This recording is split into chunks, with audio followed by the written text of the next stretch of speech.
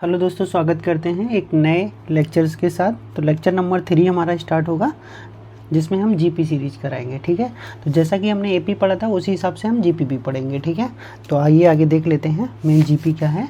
क्या लिखा, ए प्रोग्रेशन मतलब एक ऐसा श्रेणी इज कॉल्ड ए जीपी, मतलब एक ऐसी प्रोग्रेशन जो जीपी होगी if the ratio of its each terms to its previous term is always constant. This constant ratio is called its common ratio and denoted by r.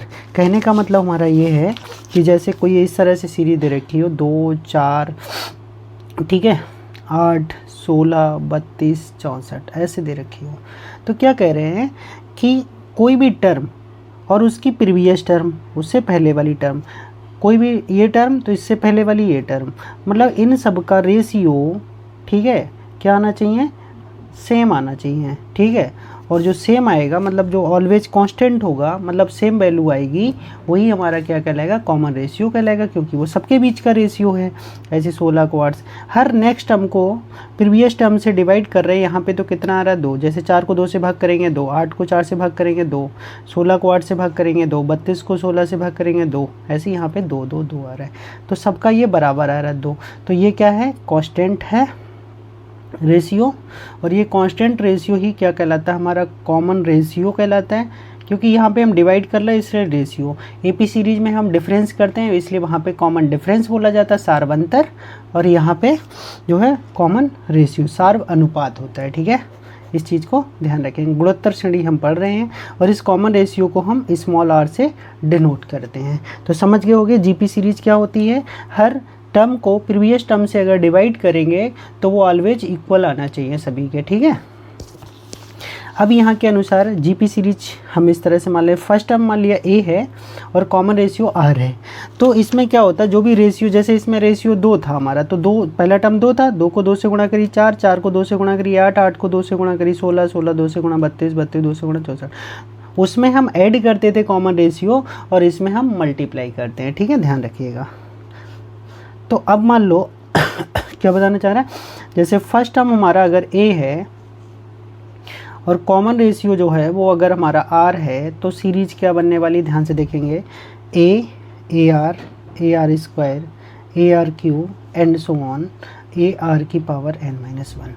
ठीक है, ये हमारी एक जीपी सीरीज बन जाएगी। अब इसके आधार पे हम एक फार्मूला देखो ड्राइव करने जा रहे हैं। ये पहला टर्म है, ये दूसरा टर्म है, ये तीसरा है और ये चौथा है। ठीक है, अब जरा ध्यान से देखो, जो भी हम टर्म लिख रहे हैं उससे एक कम आर चल रहा है। जैसे 4 चौथा टर्म है तो 3 आर है, तीसरा है तो 2 है, दूसरा है तो 1 है, पहला है तो आर की वैल्यू 0 है।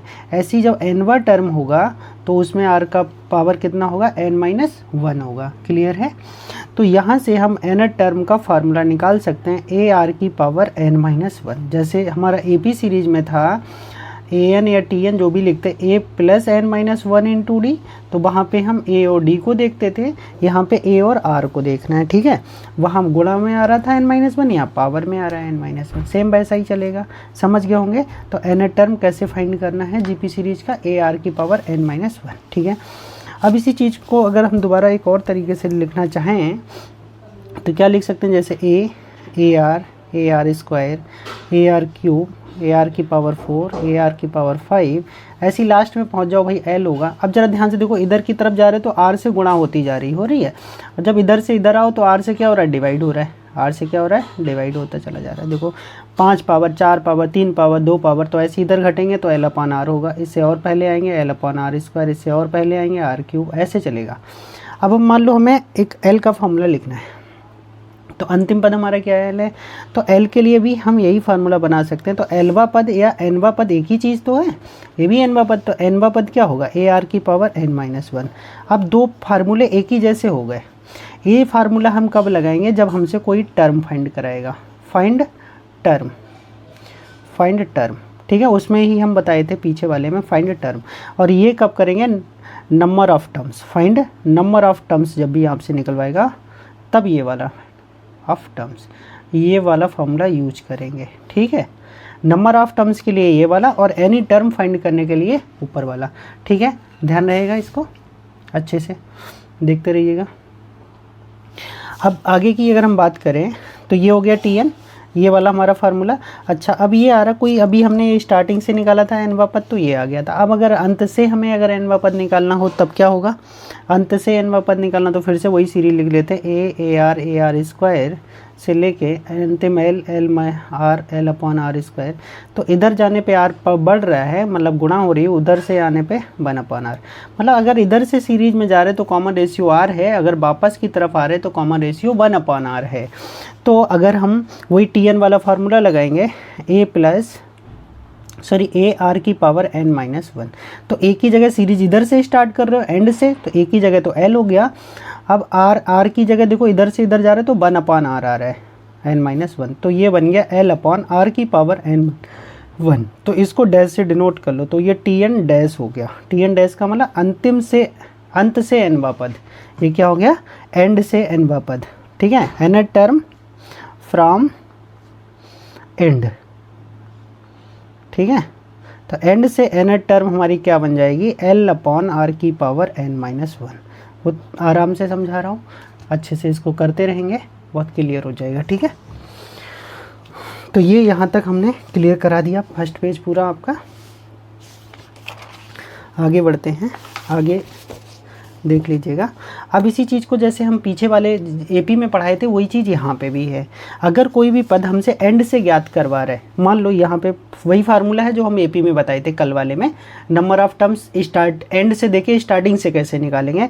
मान लो टोटल टर्म कितना है आपका, n है, टोटल टर्म n है, और आपसे जो पूछ रहा है find mth term from and, और एंड से n-वा टर्म m-वा टर्म पूछ रहा है, तो क्या करेंगे, और यही टर्म तो क्या लिखेंगे, mth टर्म फ्रॉम एंड, ठीक है, इक्वल टू, ठीक है, फ्रॉम एंड। तो क्या करेंगे, टोटल में से जो पूछा गया उसको घटा देंगे, प्लस का 1, यथ टर्म फ्रॉम स्टार्टिंग। कल इसको हम बहुत डिटेल में समझा दिए थे, फार्मूला वही है, बस कैसे निकालते वो चीज़ समझ लो। कोई भी चीज़ आप अगर आपसे पीछे से पूछी गई है, मतलब एंड से पूछी गई है, उसी चीज़ को स्टार्टिंग से कैसे निकालोगे। उस सीरीज में कुल जितने भी पद हैं, उन पदों में से क्या करना है आपको, जो पूछा गया वो टर्म घटा दीजिए, प्लस का 1 जोड़ दीजिए। ये वाला टर्म आप स्टार्टिंग से निकाल लीजिएगा या एंड से m-वा टर्म निकालिए, दोनों की वैल्यू सेम ही होती है, ठीक है, समझ गए होंगे। इस चीज़ को ध्यान रखना है, क्लियर है। आगे बढ़ते हैं। अब देखो ज़रा ध्यान से, ये एक सीरीज दे रखा है 2, 4, 8, 16, 32, 64, 128 दे रखा है, क्लियर है। अब ये हमसे क्या कहना चाह रहे हैं कि find the 5th term from the end, and से 5वां टर्म पूछना चाह रहे हैं। तो एक तो हम 2 तरीके से निकाल के दिखा देते हैं इसको, देखो ज़रा ध्यान से। तो पहले तो इसमें हमें टोटल पर डायरेक्टली गिनने में आ रहे हैं, बहुत कम है, 7 है, नहीं होता तो हम L वाला फार्मूला लगा लेते। देखो इसी क्वेश्चन में आपको दोनों चीज़ें क्लियर भी करा देता हूँ कि L का फार्मूला कैसे लगाते। देखो इसमें a कितना आ रहा है इस सीरीज में, वही दिख रहा होगा क्योंकि स्टार्टिंग है, तो अभी थोड़ा कर लीजिए। तो a इक्वल टू 2 है, r हमारा कितना आ रहा है, देखो भाग करोगे तो 2 ही आ रहा है। तो l इक्वल टू वही फार्मूला a आर की पावर n-1, और l 100 लास्ट टर्म 128 है, तो यहाँ 128 हो गया मेरे भाई। a का मान 2 है, r का मान भी 2 है, और n-1। तब ये 2 पावर इधर जुड़ जाएगी जाके, तो जो 128 होता है वो 2 की पावर 7 होता है, ठीक है, 2 की पावर 7 होता है, ठीक है। अब यहाँ पे पावर में जोड़ लेंगे तो 2 की पावर n हो गया, तो बेस इक्वल है तो पावर भी इक्वल हो जाएगी। तो नंबर ऑफ टर्म्स हमने यहाँ से फाइंड कर लिया है, क्लियर हो गया। अब हमसे ये पूछ रहा है एंड से कौन सा टर्म ज्ञात करना, 5th टर्म ज्ञात करना है। 5th टर्म कहाँ से, एंड से ज्ञात करना है, फ्रॉम एंड। तो यहाँ पे हम क्या करेंगे, अगर एंड से हमें 5वां टर्म ज्ञात करना है तो उसके लिए भी फार्मूला बताए थे, Tn dash equal to L upon R की पावर n-1। तो L अंतिम टर्म भाई कितना है, 128 है, R की वैल्यू 2 है, और 2 की पावर कितना हो जाएगा, n-1। n का मतलब 5 पूछा गया तो 4 आ जाएगा। तो 128 और 2 की पावर 4 होता है बेटा 16, और 16 × 128 तो 8 आ जाएगा। अब एंड से 5वां टर्म आप ज्ञात कर सकते हो, पहला, दूसरा, तीसरा, चौथा, 5वां, 8 आ गया, यही यहाँ से आया। तो एक तो फार्मूला तो ये हो गया। दूसरा मेथड 1 तो ये हो गया आपका। मेथड 2 आप कैसे करेंगे, अभी बोला था 5th term from end equal to क्या करेंगे, टोटल टर्म कितनी आई 7, जो पूछा गया उसको घटा दो और प्लस का 1 कर दो, ठीक है। यथ टर्म फ्रॉम स्टार्टिंग, ये स्टार्टिंग से निकाल सकते हैं। तो 5, 7 में से 2 गया 5 और 1 जोड़ दिया, सॉरी 7 में से 5 गया 2, 1 जोड़ दिया 3, तो थर्ड टर्म निकालना है, हमें थर्ड टर्म निकालना है स्टार्टिंग। तो थर्ड टर्म क्या होगी, ए आर स्क्वायर होगी, क्योंकि एक पावर कम चलती है आर में। तो ए का मान 2 है, आर का मान भी 2 है, 2 की पावर 2, 2 दूनी 4 दूनी 8 आ गया। तो दोनों तरीके से आप निकाल सकते हो। बहुत ही अच्छा कॉन्सेप्ट है, बस आप शुरुआत समझ में आ जाएगी ना तो बाकी तो स्पीड बढ़ जाएगी। बस स्टार्टिंग सही से समझ में आना बहुत ज़रूरी है, ठीक है। तो यहाँ तक समझ गए होंगे, आगे की चीज़ों को समझ लेते हैं।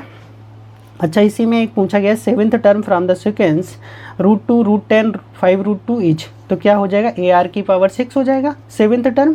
सीधे सीधे ध्यान रखिएगा, जो भी टर्म पूछ रहा है उससे एक कम पावर आर की लगाएंगे। एपी में एक हम डी के साथ कम लेके चलते थे, और यहाँ आर की पावर पे एक कम लेके चलेंगे, ठीक है।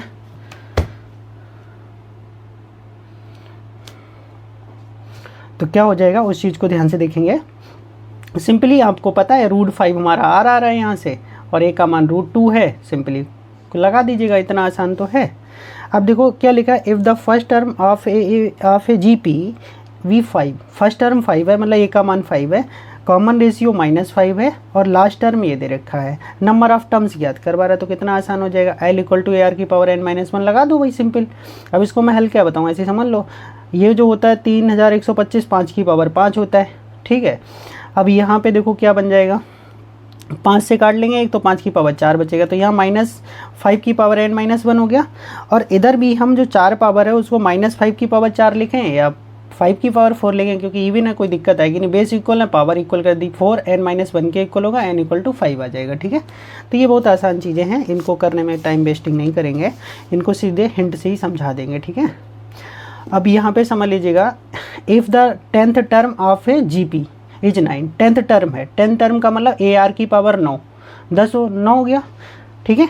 और 4th टर्म उसका कितना है, 7 है, sorry 4th term is 4, 4th term is 4, तो AR³ = 4 है। तो यहीं पे क्या करिए, एक को दूसरे से, इसको इससे डिवाइड कर दीजिए, डिवाइड कर लेंगे आप तो ए से कट जाएगा, 9 को 3 से भाग करेंगे, आर की पावर 6 बराबर हो गया 9/4।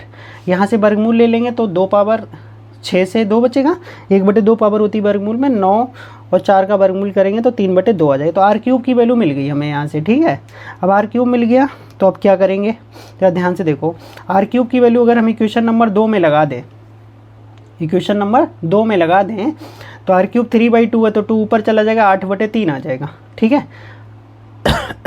ये आ गया, ए का मान 8/3। अब हमसे कौन सा 7th टर्म पूछ रहा है गुरु, 7th टर्म, 7th टर्म क्या होगा, AR की पावर 6 होगा, ठीक है। और आर की पावर 6 तो आपको डायरेक्ट पता 9/4 है, ए का मान 8/3 है, तो 8/3 गुणा 9/4 सॉल्व कर लेंगे तो कितना आ जाएगा, 6 आ जाएगा।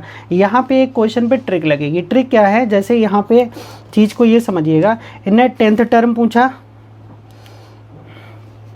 10th टर्म कितना है, 9 है, उसके बाद 4th टर्म पूछा, कितना है, 4 है, उसके बाद 7th टर्म पूछ रहे हैं। अब जरा ध्यान से देखो, ये ऐसी टर्म है दोनों से बराबर दूरी पे है जो टर्म पूछी गई वो बराबर दूरी पे है। कैसे, देखो 10 के बीच में 7 रखिए और इधर से 4 रखिए, तो यहाँ से भी 3 का गैप और यहाँ से भी 3 का गैप है।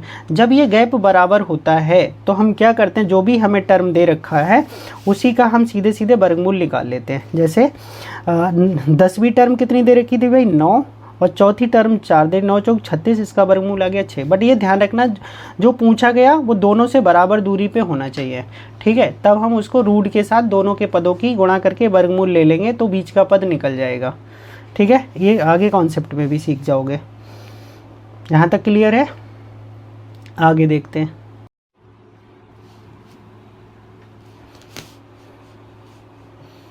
देखिएगा आगे देखते हैं। तो यहाँ पे क्या लिखा है, selection of terms in A GP. तो जीपी सीरीज में हम किन्हीं भी टर्मों का सिलेक्शन कैसे करते हैं, जैसे 2 टर्में माननी है, 3 माननी है, 4 माननी है, 5 माननी है, तो उसके लिए कंडीशन होती है मानने के लिए भी अलग अलग। अगर आपको जैसे एपी सीरीज में सम पता हो तब हम सीरीज अलग तरीके से मानते थे, और ना पता हो तो अलग तरीके से। ऐसे ही यहाँ पे, वहाँ सम को ध्यान रखना है, यहाँ प्रोडक्ट को ध्यान रखना है, ठीक है। तो अगर हमें प्रोडक्ट गिवन है तो 3 टर्मों को ऐसे मानेंगे। ऐसे ही क्यों मानते, क्योंकि जब हम इनकी गुणा करेंगे तो आर से आर कट जाएगा, वहाँ पे हम जोड़ करते थे तो डी से डी कट जाता था, इसलिए हम इस क्रम में मानते हैं। अगर हमें 4 मानना है तो हम वही ए आर एक बार बटे में आर, एक बार यहाँ पे, ये थोड़ा ए आर क्यूब होना चाहिए, ठीक है, ये थोड़ा ठीक कर लेना, ए आर क्यूब, ठीक है, और इधर ए अपॉन आर क्यूब, ऐसे चलेगा। अब अगर 5 माननी तो जो 3 वाला था हमारा उसी में एक आगे कर देंगे ए आर क्यूब, ठीक है, ए आर हो गया ए आर स्क्वायर, और पीछे कर देंगे 1 अपॉन ए आर, ठीक है। अब चीज़ जरा ध्यान से देखिए, 2 चीज़ें होती है इसमें, जो हमारा थर्ड मतलब ऑड वाला है 3, 5, 7 वाला, उसमें जो कॉमन रेशियो होता है वो आर होता है, मतलब आर से गुणा होती है। देखो यहाँ पे आर से गुणा करी ए बन गया, ए में गुणा करी आर हो गया, अगला ए आर स्क्वायर हो जाएगा, मतलब आर होता है। और जो हमारा इवन टर्म होता है उसमें कॉमन रेशियो आर स्क्वायर होता है। देखो यहाँ 3 थी, फिर आर स्क्वायर से गुणा करी, फिर यहाँ पे आर स्क्वायर से गुणा करी, फिर यहाँ पे आर स्क्वायर से गुणा करी। 2 चीज़ें आप 2 समझ लो, बाकी तो लिख जाएंगे इसके आगे फिर इसके पीछे, 2 टर्म में ऐसे लिखते चले जाएंगे आप, ठीक है। और अगर रेशियो, अगर आपको प्रोडक्ट गिवन नहीं है तो simple A R square A R cube, ऐसे सिंपल जैसे मानते हो वैसे ही मानते चले जाओगे, उसमें कोई लॉजिक नहीं लगाना है। फिर ए आर इसका जितना बोला जाए बस आप पावर बढ़ाते जाइए, आगे लिखते जाइएगा, ठीक है, इस तरह से हो जाएगा मेरे भाई। अब आगे देखते हैं, लिखा sum of n terms of a GP. ये 2 तरीके से होता है, इसको भी बड़े ध्यान से समझना है, और ये बहुत इंपॉर्टेंट टॉपिक है sum of n terms of GP. क्योंकि ये इसलिए इम्पोर्टेंट है क्योंकि ये हर जगह आप कुछ भी पढ़ोगे ना, वहाँ जीपी सीरीज बन जाती है। फिर वो अनंत पदों का योगफल तो बहुत ज़्यादा यूज होता है, एन पदों का योगफल भी यूज होता है, तो उसको हम कैसे करेंगे वो चीज़ें हमें समझनी है, ठीक है। अब जरा ध्यान से देखो, इफ़ ए इज़ द, ठीक है, यहाँ पे होना चाहिए a is the first term, a is the first term, ठीक है, and R with the common ratio, then the sum of S N of first N terms of A G P is given by. अब ये हमारी N terms की कोई series हो गई। अब हमें इसका क्या निकालना है, समेशन निकालना है। तो S n equal to a 1 minus are की power N upon 1 minus r. इसमें आर का मान 1 और 1 के बीच में होगा, या तो ऐसे बोल सकते हो -1 और 1 के बीच में, या आर का mod less than equal to less than 1 होना चाहिए। अगर ये आर अगर 1 से छोटा है तो 1 में से माइनस करेंगे, अगर रेशियो 1 से छोटा है तो 1 माइनस आर की पावर एन चलेगा, अगर रेशियो आर 1 से बड़ा है तो आर में से घटा लेंगे, बस इतना ही ध्यान रखना है, या तो 1 से आर घटेगा या आर से 1 घटेगा, ठीक है। तो 1 माइनस आर की power N upon 1 minus R, और स्टार्टिंग में फर्स्ट टर्म लग जाएगा। अगर मान लो कॉमन रेशियो सीधे 1 हो जाए, और सीधे 1 हो जाएगा तो इस सीरीज में देखो आर की वैल्यू 1 1 लगा दोगे तो ये सब ए आता चला जाएगा, और ये एन पद हैं तो ए आएगा कितने टाइम्स, एन टाइम्स। कितनी बार आ जाएगा, एन टाइम्स आ जाएगा। और कोई भी चीज़ जितने बार आ रही है उसको जोड़ोगे उतनी बार, या उसको उसी नंबर से गुणा कर दो, आप डायरेक्टली आंसर आ जाएगा। तो एन ए हो गया। तो यहाँ पे आपको चीज़ें समझ आ गई होंगी कि हमें सम कैसे मान याद करना है और टर्म्स का सिलेक्शन कैसे करना है, ठीक है। आगे इस क्वेश्चन को देखेंगे, काफ़ी अच्छा क्वेश्चन है। क्या पूछा गया, if the ratio of the sum of the first 3 terms, मतलब स्टार्टिंग की 3 टर्मों का योगफल दे रखा है 125, मतलब S3 125 दे रखा है, क्लियर है। उसके बाद कह रहे हैं and the sum of the first 6 term, starting की 6 टर्म का सम 152 दे रखा है। तो कुछ नहीं, वही S3 अपॉन S6 लगाइएगा। तो S3 का formula a R cube upon -1 R -1, a R की पावर 6 माइनस आर -1 हो जाएगा, आर -1 से आर -1 डिनोमीटर कट जाएगा, ए से ए कट जाएगा, तो ये बचा ऊपर आर क्यूब -1, नीचे बचा आर की पावर 6 -1। तो आर की पावर 6 -1 को हमने क्या किया, आर क्यूब का स्क्वायर और इधर 1 का स्क्वायर कर लिया, एक बार प्लस एक बार माइनस, माइनस वाला कट गया तो 1 अपॉन आर क्यूब ये आ गया, इसको उल्टा करा तो इधर भी उल्टा कर दिया, ठीक है। अब सिंपली ये 1 था, उधर जाके -1 हो गया, घट गया, 27/125 बचा। अब इसका घनमूल लोगे 27 3 का होता है, 125 5 का होता है, तो आर का मान 3/5 आ गया। और इन्होंने यही पूछा था आर का मान क्या होगा, तो आर का मान 3/5 हो गया। तो ये कैलकुलेशन वाले देखो क्वेश्चन तो हो ही जाएंगे, उनमें कोई इतना बड़ा इशू है नहीं। अभी यहाँ पे ज़रा ध्यान से देखिएगा, लिखा the sum of 100 terms of the series, इस सीरीज की 100 टर्म्स का हमें ज्ञात करना है, ठीक है। अगर ये क्वेश्चन एन की फॉर्म में होता तो हम पुटिंग वैल्यू से 1 सेकेंड में निकाल लेते इसको, बट पुटिंग वैल्यू हम यहाँ पे कर नहीं सकते क्योंकि हमें यहाँ पे ऐसा नंबर नहीं दे रखा है, ठीक है। तो कैसे करेंगे वो समझ लो इसको। अब देखो 0.9, 0.09, 0.009, अगर ए फर्स्ट टर्म ये हो गया, आर निकालना है तो 0.09 को 0.9 से डिवाइड करेंगे तो पॉइंट हटा लेंगे, 9/90, मतलब आर का मान 1/10 आ गया। अब 100 टर्मों का निकालना तो एन का मान हो गया 100। तो एस एन का फार्मूला भाई आपने पढ़ ही रखा, ए 1 माइनस आर, आर कितना है 1/10 की पावर एन, एन कितना 100 हो गया, ठीक है। कितना करना है 100 का, ठीक है। तो पावर कितना हो गया 100 हो गया, समझ गए इतना। बटे में 1 माइनस आर, तो 1 माइनस आर लगा दिया, बस इसको सॉल्व कर लेना। 0.9 और ये बचेगा 1/9, तो 0.9 और 9/10 का मतलब तो एक ही हो गया, पॉइंट हटाएंगे बटे में 10 तो ये कट गया, तो यह 1 माइनस 1/10 की पावर 100 आ गया। बहुत आसान था ये क्वेश्चन। अभी आगे चल के तो इनकी मैं ट्रिक बता दूंगा, बहुत आसान, क्योंकि यहाँ पे ऑप्शन नहीं दिया। अगर यहाँ पे ऑप्शन दिया होता ना तो 1 सेकंड में क्वेश्चन हो जाता। आगे चल के मैंने ये ऐसे बहुत सारे क्वेश्चन, हर क्वेश्चन को कलेक्ट किया है और विद ऑप्शन इसीलिए किया है, कम से कम 30 से 40 क्वेश्चन का कलेक्शन किया है, जो आप डायरेक्टली मैं विद एग्जाम्पल से आपको मतलब जो है ना ऑप्शन से समझा सकूं। यहाँ ऑप्शंस है नहीं, अब ऑप्शन होता तो हो जाता। अब क्या करेंगे, सबसे पहले जो भी लिखा हो नंबर, देखो ये मेंस के लिए बता रहा हूँ और प्री के लिए तो हमें ये बताने की ज़रूरत ही नहीं, क्योंकि ऑप्शन होगा n के पदों में, n की वैल्यू 1 रखेंगे तो आंसर 6 आना चाहिए, n की वैल्यू 2 रखने पे तो 66 और 6 72 आना चाहिए। बस इतना करना है हमें। और यहाँ कैसे करना है एक चीज़ बता देता हूँ, लिखने का तरीका। 6 6 6 लिखा हुआ, तो क्या करेंगे, सबसे पहले 6 कॉमन करेंगे तो 1 1 1 आ जाएगा, फिर 9 से गुणा 9 से भाग कर देंगे। समझ गए होगे, तो इसीलिए करते हैं। तो सबसे पहले 1 बनाते हैं, फिर 9 से गुणा करते हैं। तो सबसे पहले 1 बना लिया, 6 कॉमन करके, फिर 9 से गुणा 9 से भाग कर, 9 से गुणा अंदर, भाग यहाँ पे है। फिर इन सभी को 9 को 10 माइनस 1, 99 को 100 माइनस 1, 999 को 1000 माइनस 1। तो यहाँ से 2 सीरीजें टूट रही हैं, एक तो -1 वाली, उसमें माइनस कॉमन कर लिया, 1 1 अलग कर लिया, और 100 10 1000 ऐसे चल रहा है। तो ये बन रहा है जीपी एन टर्म्स का, और ये बन रहा है 1 1 1 एन टाइम्स। तो 1 1 1 एन टाइम्स जोड़ेंगे एन आ जाएगा, और इसमें ए का मान कितना हो गया 10, और 100 को 10 से भाग करेंगे तो आर का मान भी 10 आ जाएगा। तो ए आर की power n minus 1 upon R minus 1। ठीक है, सिंपली सॉल्व कर लेंगे, इसका लासा ले लेंगे तो 9n हो जाएगा, बस यही बचेगा, और इससे ज़्यादा यहाँ पे कुछ सॉल्व हो नहीं पाएगा। ठीक है, तो यही हमारा आंसर हो जाएगा फाइनल। ठीक है, अगर यहाँ पे इन्होंने सीधे बोल रखा है, अगर कोई भी जनरल टर्म में x x x लिखा हो, जैसे 6 6 6 लिखा था वो आंसर था, 5 लिखा हो, 10 लिखा हो, तो जनरल में हमने x ले लिया है, तो इसका फॉर्मूला होता है x/9, 10 की पावर n+1 माइनस 10 गुणा 9x/9। अगर डायरेक्ट याद कर सकते तो डायरेक्ट याद कर लो, कोई दिक्कत नहीं है। ठीक है, अब यहाँ पे इन्होंने क्या लिखा है, sum of infinite terms of a GP when r की value mod r less than 1, अर्थात -1 से 1 है। तो इनफाइनाइट टर्म्स का जो सम होता है वो a अपॉन 1 माइनस आर होता है, जो अभी सीरीज पढ़े थे ना जीपी सीरीज, ये वाली a आर स्क्वायर ऐसे चल रहा है। अनंत पदों का योगफल निकालना, तो s infinity equal to first term upon 1 minus common ratio. बहुत इंपॉर्टेंट है, इसका यूज किया गया है। ठीक है, ये लिखा गया है। ठीक है, और सेकेंड टर्म में क्या बोला, अगर r का मान -1 और या 1 से बड़ा है, तो 1 या 1 से बड़ा है तो इसमें s अनंत जो पदों का योगफल है वो एग्जिस्ट ही नहीं करेगा। अनंत पदों का योगफल एग्जिस्ट नहीं करेगा। कब नहीं करेगा, जब r का मान जो कॉमन रेशियो है वो 1 या 1 से बड़ा हो तब। ठीक है, अब यहाँ पे लिखा है क्वेश्चन दिया हुआ the sum of the infinite, ठीक है, ऑफ द प्रोग्रेशन। तो ये वैसे ही दिख रहा है, इससे इसको भाग करेंगे 1/3, इससे इसको भाग करेंगे 1/3, मतलब जीपी सीरीज आ रही है और आर का मान आ रहा है माइनस का 1/3, माइनस 1/3 -1 और 1 के बीच की वैल्यू है। ठीक है, तो अब हमारा s infinity equal to a upon 1 minus R लगा दिया, सिंपल है, 27/4 आ गया। ये बहुत ही अच्छे क्वेश्चन हैं और बहुत बड़े क्वेश्चन हैं नहीं।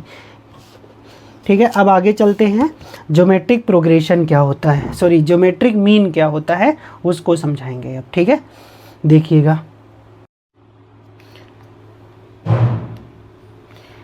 अब हम पढ़ेंगे ज्योमेट्रिक मीन। तो ज्योमेट्रिक मीन क्या है उसको ज़रा ध्यान से देखना है। ज्योमेट्रिक मीन तो ये 2 टाइप से होता है, एक तो सिंगल मीन होता है और एक होता है nth मीन, मतलब n mean, n geometric mean जो होते हैं। जैसे मान लो 2 नंबर्स हैं a और b, इनके बीच में एक सिंगल मीन रख दिया जाए। ठीक है, इस तरह से। अब जैसे यहाँ पे मान लो हमारे n हैं, जैसे 2 नंबर्स हैं a और b, इनके बीच में n ज्योमेट्रिक मीन्स रख दिए जाए, n ज्योमेट्रिक मीन्स रख दिए जाए। ठीक है, तो ये n की जगह कितना भी हो सकता है, 2 3 4 5 कुछ भी हो सकता है, वो जनरल में n है। जब सिंगल मीन होता है तो क्या होता है, जैसे आपने कंडीशन पढ़ा है कि अगर 3 टर्म में a b c अगर जीपी में हैं, आर इन जीपी, इस चीज़ को समझ लीजिए। अगर ये जीपी में होंगी तो आपने अभी पढ़ा था फार्मूला कि अगर हम प्रीवियस टर्म को फर्स्ट टर्म से डिवाइड करें तो आंसर क्या होता है जो कॉमन रेशियो होता है वो बराबर होता है। क्रॉस मल्टीप्लाई करेंगे तो b² बराबर आ जाएगा ac, अर्थात b बराबर आ जाएगा √ac। b बराबर कितना आ जाएगा, रूट ए सी आ जाएगा। क्लियर है। और अगर b बराबर रूट ए सी आ जाएगा तो आप इतना तो समझ ही सकते हो, ऐसे यहाँ पे जो करेंगे तो जी स्क्वायर बराबर कितना आ जाएगा, ए वी, अर्थात जी बराबर आ जाएगा रूट ए वी। तो ये होता है हमारा दोस्तों सिंगल मीन होता है। समझ में आ गया, सिंगल मीन। ऐसे हमें यहाँ पे निकालना है कौन सा, एनथ मीन निकालना, मतलब एन ज्योमेट्रिक मीन से निकालने। सिंगल मीन निकालना तो ये था।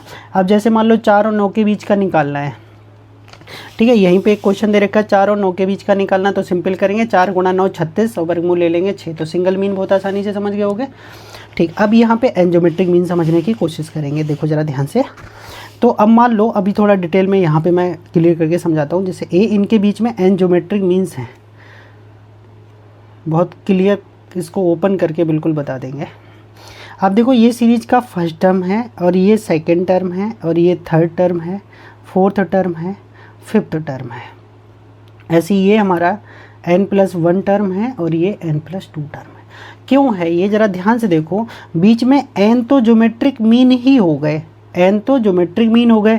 एक नंबर इधर है और एक नंबर इधर है, तो टोटल नंबर्स कितने हो गए, n+2 टर्म हो गए। तो टोटल टर्म यहाँ कितनी दिख रही है भाई, टोटल टर्म्स दिख रही हैं n+2 टर्म्स हैं टोटल।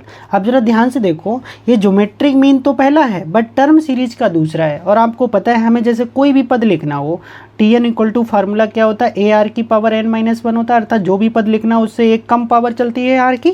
ठीक है, तो अब जरा अगर हम ध्यान से देखने की बात करें, जैसे मान लो यहीं पर अगर हम लॉजिक के साथ बनाते हैं तो T2 सीरीज का दूसरा टर्म है बट ये ज्योमेट्रिक मीन पहला है। समझ गए। तो ये क्या होगा, AR होगा। ऐसी दूसरा T3 G2 AR² होगा, T4। तो इसका मतलब जो भी G के साथ आ रहा है, 1 आ रहा है तो 1 R होगा, 2 होगा तो 2 R होगा, क्योंकि ये सीरीज का पद देखो उससे आगे वाला चल रहा है, तो AR³ हो जाएगा। ऐसे ही अगर मान लो, अब मैं nth इसलिए नहीं लूँगा क्योंकि n दोनों में आ जाएगा, नहीं तो कन्फ्यूज हो जाओगे। तो यहाँ पे मैं R या K मान लेता हूँ। चलो kth टर्म मान लो, इधर K+1 और इधर ज्योमेट्रिक मीन K वाला।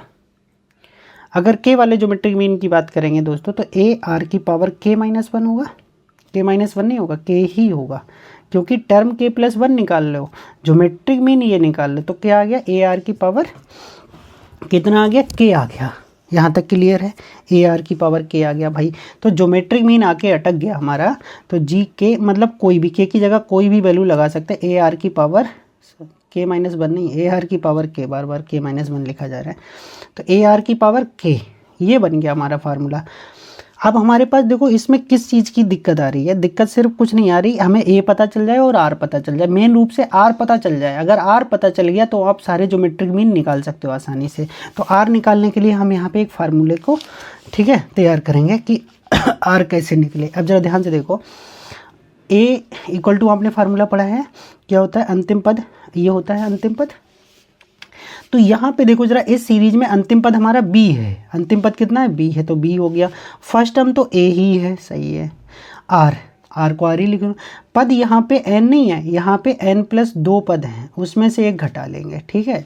तो AR की पावर N+1 आ जाएगा, तो ये आ गया B/A, R की पावर N+1। अब हमारे पास R निकालना है, तो B/A की पावर 1/N+1, ये निकल के आ गया। अब यहाँ पे n क्या है, n जो हमारे हैं वो हमसे पूछे गए number of geometric means, number of geometric mean जितने भी पूछे जाएं। और यहाँ पे k क्या है, जो भी टर्म हमसे फाइंड करना है, ठीक है, k ज्योमेट्रिक मीन। यहाँ पे k का मतलब है kth ज्योमेट्रिक मीन, ठीक है।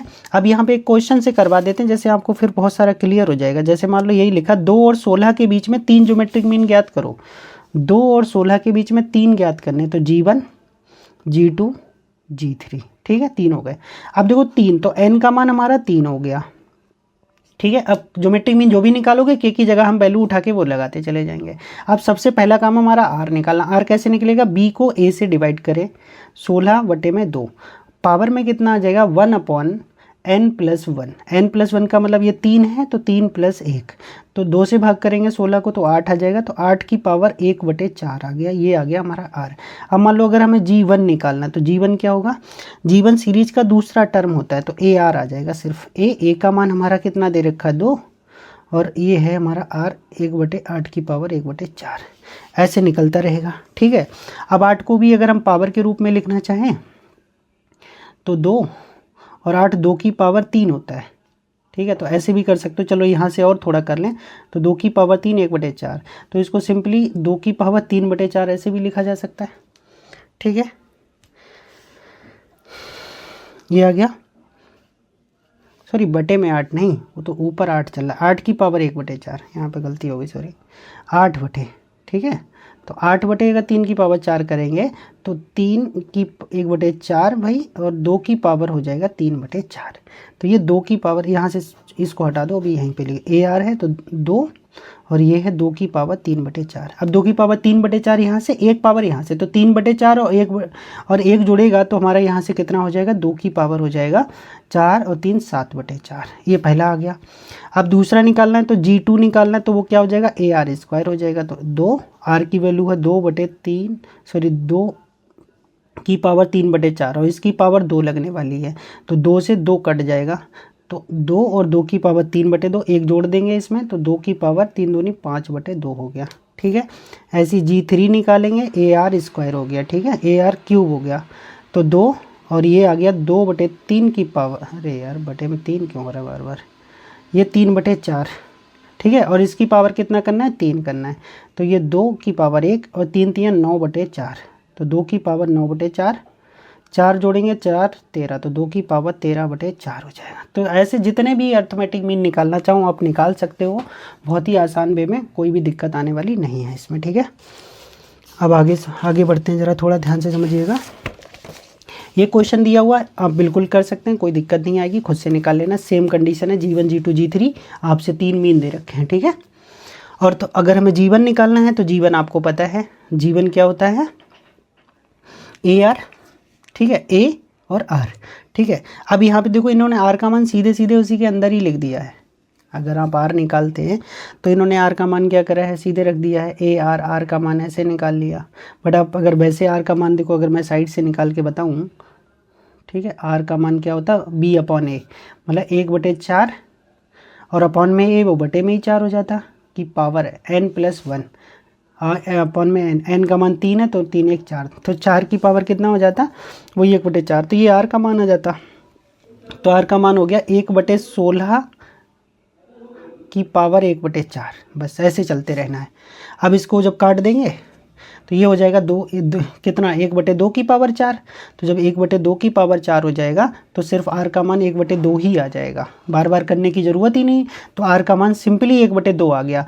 अब इतना लंबा क्यों करते रहेंगे, इसमें थोड़ा बड़ा कर दिया है, मैं बता रहा हूँ।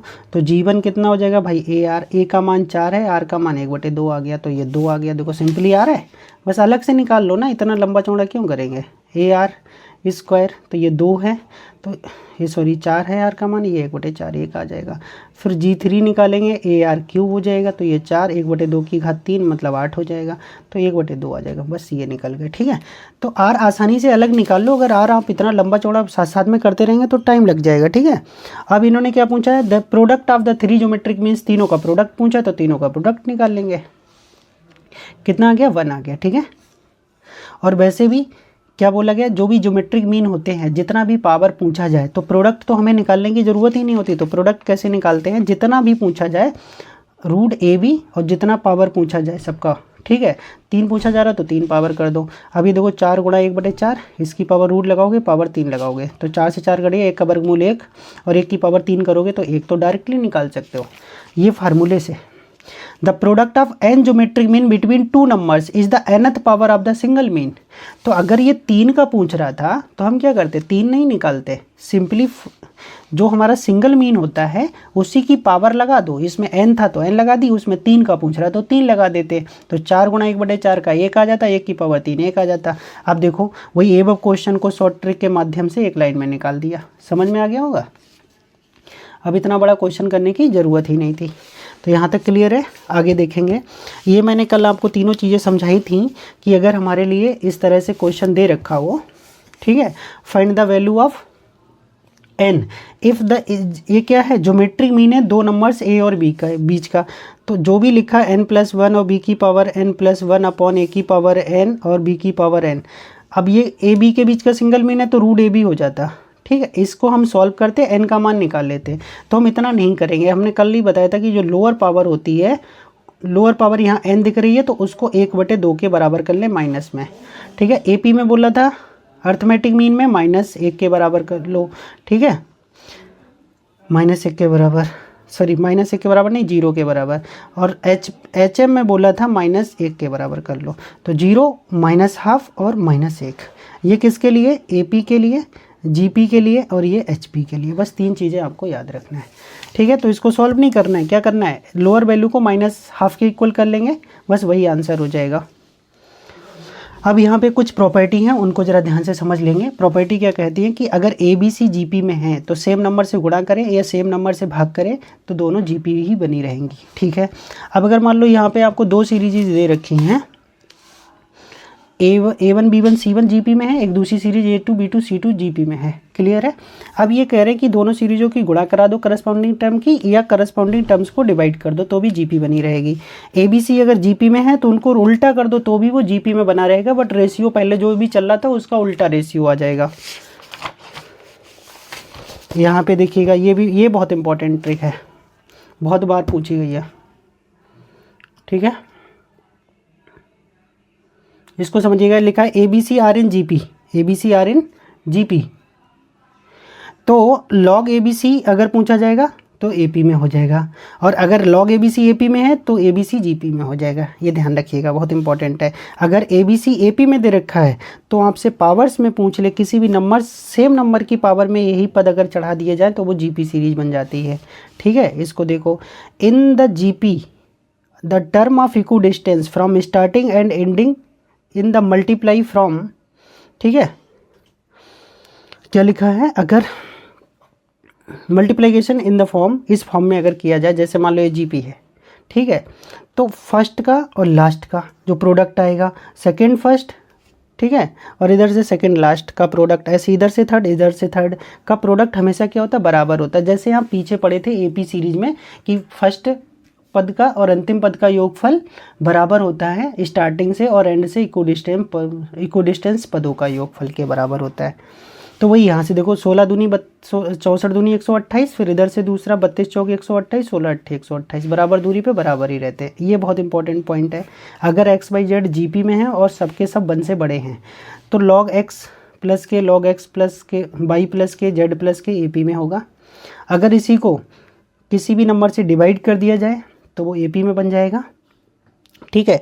और इसको अगर इस फॉर्मेट में लिख दिया 1/1 plus log x 1/1 plus log y 1/1 plus log z, तो वो GP में बन जाएगा, ठीक है। ये चीज़ आप ध्यान रखिएगा। अब ये बहुत ही मोस्ट इम्पॉर्टेंट ट्रिक, ऐसे समझ लीजिए मैं आपको कराने जा रहा हूँ, और ये इतनी इम्पॉर्टेंट ट्रिक हैं, सच में आप बहुत बड़े बड़े क्वेश्चंस को इनसे सॉल्व कर लेंगे, ठीक है। तो ये चीज़ को कतई मिस मत करिएगा भाई, मोस्ट इंपॉर्टेंट टॉपिक है। To find the maximum and minimum value of expression, कोई भी एक्सप्रेशन दे रखा होगा उसकी मिनिमम और मैक्सिमम वैल्यू कैसे निकालेंगे, with the help of AM and GM। अब जरा ध्यान से देखो, जैसे 2 नंबर्स हैं हमारे पास, एक x है और एक 1/x है, ठीक है। अब आपने अभी कंडीशन पढ़ा था कि AM की value greater than equal to होती है GM के, ठीक है। अब एक x है और एक 1/x है, इसको जरा सॉल्व करेंगे। इन दोनों नंबर्स का हमें AM निकालना, दोनों को जोड़ के 2 से भाग कर देंगे। GM कैसे निकालते हैं, x इंटू 1/x, ठीक है। इधर 1 से 1 कट जाएगा तो x प्लस 1/x बचा 2 और इधर आ गया हमारा 1, क्रॉस मल्टीप्लाई कर लेंगे। तो यहाँ से हमें एक चीज़ पता चल गई, कोई भी नंबर एंड उसका रेसिप्रोकल नंबर, ठीक है, रेसिप्रोकल नंबर का जो सम होता है वो always greater than equal to 2 होता है। ये दिमाग में बैठा लो, और ये पीछे कई बार बता भी चुके हैं इस चीज़ को, ठीक है।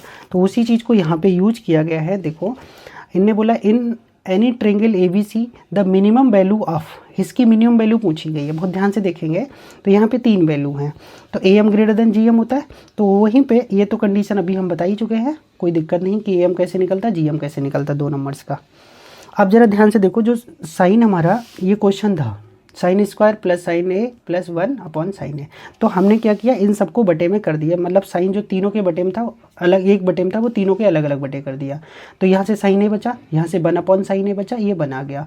अब आपको पता कोई भी नंबर और उसका रेसिप्रोकल का नंबर की वैल्यू जो होती है वो 2 या 2 से बड़ी होती, तो ये वैल्यू 2 या 2 से बड़ी होगी और प्लस का 1, इसका मतलब ये 2 या 2 से बड़ा और ये प्लस का 1, तो 3 या 3 से बड़ी वैल्यू आने वाली है। तो इसका हम मिनिमम वैल्यू तो निकाल सकते हैं बट मैक्सिमम वैल्यू ज्ञात नहीं कर सकते। तो इससे हमें पता चल गया, क्या पता चल गया कि इसकी जो वैल्यू होगी इस क्वेश्चन की मिनिमम वैल्यू वो 3 होगी। ठीक है, मिनिमम वैल्यू ही फाइंड करा रहा, मैक्सिमम फाइंड करना पॉसिबल भी नहीं है। ठीक है, उम्मीद कर रहा हूँ समझ आ गया होगा। अगला क्वेश्चन देखो, ये तो अभी प्रॉपर्टी है बता दिया मैंने। अगला क्वेश्चन ये देखो कितना अच्छा क्वेश्चन आया है। X y z are positive real numbers if x y plus y z plus z x equal to 12 then the minimum value of x y z. X y z की minimum value पूछ ली, 8 होगी, 4 होगी, 18 होगी या 12 होगी। अब जरा ध्यान से देखो, इस पूरे को एक्स बाई जेड से अगर डिवाइड कर दिया जाए तब, या तीनों का एम जी एम निकाल लो, कोई दिक्कत वाली बात थोड़ी ना है। तो हमने तीनों का क्या निकाल लिया, अर्थमेटिक मीन और ज्योमेट्रिक मीन। 3 का निकालेंगे तो तीनों को जोड़ के 3 से भाग करेंगे। ये 2 के लिए नहीं, कितने नंबर्स के लिए भी निकल सकता है, इधर तीनों का प्रोडक्ट और आप आगे कितना आ जाएगा, 1/3 आ जाएगा। ठीक है, ये ध्यान रखिएगा। ये यहाँ 3 नहीं, इसका मतलब यहाँ 3 है। ठीक है, अगर 2 का निकालते तो रूट आता है, 3 का निकालते हैं तो क्यूब रूट आता है, 4 का निकालेंगे 4th रूट आएगा। तो इधर इसका पूरे का मान 12 दे रखा था क्वेश्चन में, पीछे देख लो इसका पूरे का मान कितना दे रखा है, 12 दे रखा है। ठीक है, तो इसकी जगह 12 और टोटल 3, तो 12/3 4 आ गया। और इस पूरे का मान ध्यान से देखो सब 2 स्क्वायर हो रहे हैं, एक्स भी स्क्वायर हो रहा है, वाई भी स्क्वायर हो रहा है और जेड भी स्क्वायर हो रहा है। अब यहाँ पे पावर 1/3 थी, दोनों की बाहर मिलके तो 2/3 हो जाएगी। ठीक है, कितना हो जाएगा, 2/3 हो जाएगा। अब यहाँ पे 4 था, दोनों तरफ घन किया तो इधर 64 हो गया, 1/3 हट गया, अब इधर 2 आ गया। और 64 का वर्गमूल मेरे भाई कितना होता है, 8 होता है। इधर करेंगे तो ये value less than equal to 8 आ गई। ठीक है, अर्थात 8 या 8 से छोटी होगी। देखो कितना आसान क्वेश्चन बन गया था। कैलकुलेशन दिक्कत नहीं करनी चाहिए मेरे हिसाब से, बहुत आसान है, क्योंकि तीनों को बस जो 3 वैल्यू दे रखी थी उन्हीं को सॉल्व किया गया। अब ये क्वेश्चन देखो, देखने में ऐसा लग रहा है कि इसकी ग्रेटेस्ट वैल्यू कैसे निकालेंगे, कितना बड़ा होगा, बट बहुत छोटा वैल्यू है। F x 42x upon x square plus 9 then the greatest value of f x is. तो हमने क्या किया, जो ऊपर का x था उसको नीचे उठा लाए, तो इसके नीचे करेंगे तो x बचेगा, यहाँ करेंगे तो 9/x हो जाएगा। क्लियर, चलने दीजिए ऐसे ही। तो इनका am और gm निकाल लिया। ठीक है, अब यहाँ से इधर तो कट गया, 9 का वर्गमूल 3 आ गया, 3 को 2 से गुणा करी तो इधर 6 पहुँच गया। ठीक है, तो x प्लस 9/x की वैल्यू आ गई, मिनिमम वैल्यू 6। ठीक है, मिनिमम वैल्यू कितनी आ गई, 6 आ गई। ठीक है, इसकी अब आपसे जो पूछा गया था, भाई आपने 42 ही तो नहीं लिखा था, तो 42 ऊपर लिखा रहेगा, इसकी मिनिमम वैल्यू कितनी आ गई, 6 आ गई। जब वैल्यू मिनिमम होगी तभी तो आंसर मैक्सिमम आएगा। तो ऊपर 42 को 6 से भाग करके 7 आंसर आ गया। अब ये क्वेश्चन देखो कितना आसान है। Minimum value of the expression a³ 3a + 1 b³ 3b + 1 c³ 3c + 1। तो इसमें क्या करो, ये नीचे 3abc लिखा है, फर्स्ट में a से भाग करो, सेकंड में b से और थर्ड में c से। तो ये आ जाएगा a + 3/a + 1/a आ जाएगा, तो ये 3 बचेगा। तो a + 1/a + 3 b/1/b 3c/c। अब जरा ध्यान से देखो, इसकी वैल्यू होती है 2, 2 + 3 मिनिमम 5, मिनिमम 5, मिनिमम 5। अब तीनों की गुणा करेंगे तो 5 5 5 125 के साथ मिनिमम 125 होगी, उससे कम वैल्यू नहीं हो सकती। ठीक है, आगे एक लास्ट क्वेश्चन इसका और देखेंगे, और ये क्वेश्चन यूथ की किताब में भी आपको मिलेगा। वहाँ पे लोगों को क्वेश्चन करने में बहुत दिक्कत होती है इसको, क्योंकि क्वेश्चन ही कुछ ऐसा है, लिखा है ABC are positive real numbers. ठीक है, such that a + b + c + d = 2 then m = a + b c + d किसके इक्वल होगा। ये 4 ऑप्शन दे रखे हैं। तो सबसे पहले हमने 2 नंबर्स को एक साथ मान लिया, a + b को एक नंबर, c + d को दूसरा नंबर। तो जब इनका am निकालेंगे तो एक नंबर ये, एक नंबर ये, डिवाइड कर दिया, इधर ये कर लिया। ठीक है, अब आपको पता है इस पूरे की वैल्यू जो क्वेश्चन में थी a b + c d, इसका मान 2 दे रखा था, तो ऊपर 2/2 कट के 1 आ गया, और इस पूरे को m था, इसका मान m था, तो ये m हो गया। अर्थात m जो आ गया वो less than equal to m का मान जो है √m ये आ गया।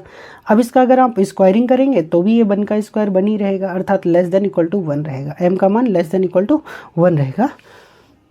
ठीक है, या आप ऐसा कर सकते हो, जब इसका वर्ग करोगे तो जो वैल्यू होगी ना वो 0 से कम नहीं हो सकती। अभी ये 1, से छोटा है और नीचे 0 से बड़ा होगा हमेशा, क्योंकि ये रूट के अंदर है।